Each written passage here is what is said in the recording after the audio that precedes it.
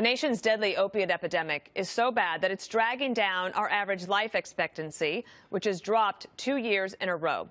Latest statistics from the Federal Centers for Disease Control show more than 63,000 overdose deaths last year, 42,000 of them opiate-related.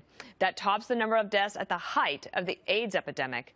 Keith Humphreys is a professor of psychiatry and behavioral sciences at Stanford University with a focus on addictive behavior and drug policy. I heard you say, Keith, that you don't even think these numbers have peaked yet.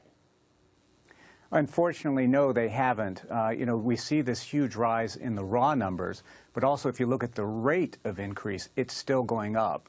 Fentanyl illustrates that the best. It took from the invention of fentanyl till 2 years ago to get to 10,000 deaths. We added 10,000 more deaths in the last 12 months. So this is far from the worst of it.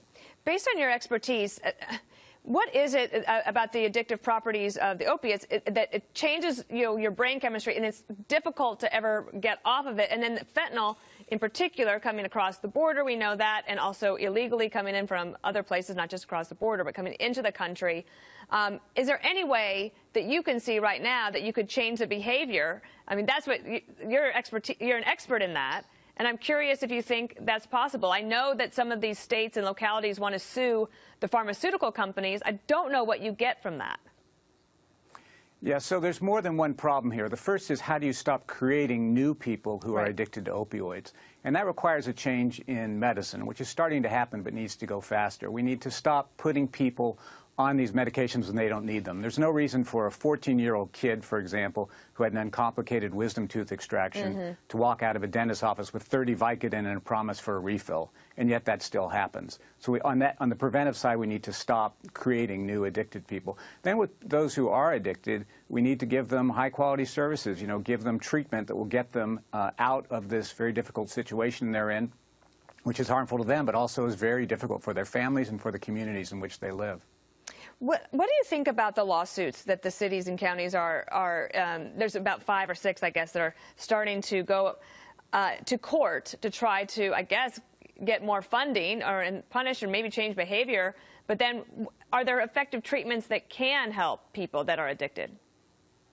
Yeah, so I think one way to understand the lawsuits, which are coming from all over the country, cities, states, and counties, is frustration with the political process. In other words, I think a lot of people feel their elected legislators haven't protected them, and the last recourse they have is lawsuits against either the manufacturers or against the distributors. And there have been some, exposures of pretty egregious conduct. Where I'm from, West Virginia, for example, there was a distributor shipping millions of pills to a town with 400 people in it. So there is a lot of misconduct there, and I think that will come out in these various court cases. Do you think we know that the White House is very focused on this? They've talked about the opiate addiction a lot. Do you think there's any specific thing that they could do that would help the situation? Yeah, the president has laid the table very well. I mean, he's made important announcements. He gave a great speech. He appointed a commission of very smart people who gave him a lot of good advice. But now's the time for action. In other words, the commission gave good advice on expanding treatment, on using law enforcement differently, on taking action against fentanyl.